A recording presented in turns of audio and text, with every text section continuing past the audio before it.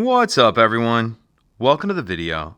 Today we're going to take a look at how to change the cabin air filter in a 2024 Mazda CX-5. And I'll put a link in the description box of this video to where you can find these replacement cabin air filters if you're in need. So our cabin air filter is going to be located behind the glove box. In order to get to it, we need to open the glove box. Then taking a look on the right-hand side, there's this dampening latch right here. I'm just going to get my finger around it like this and pop that off.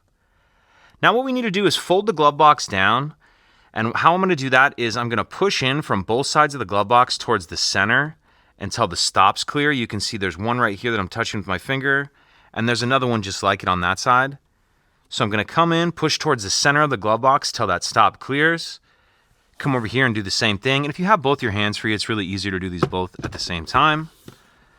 But then that will fold down like that, and then taking a look behind here, this item right here is going to be our cabin filter, and there's this little tab right here that you can get your finger on and pull the filter out, and the filter will just slide out like this.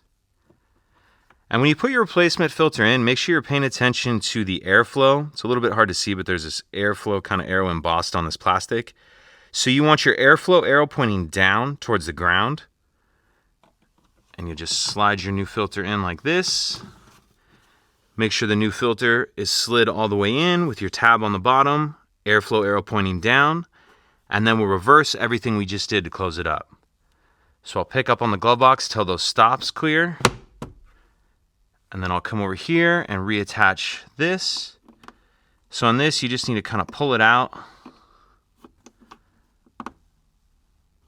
and then get it down on that thing, and it just pops on like that.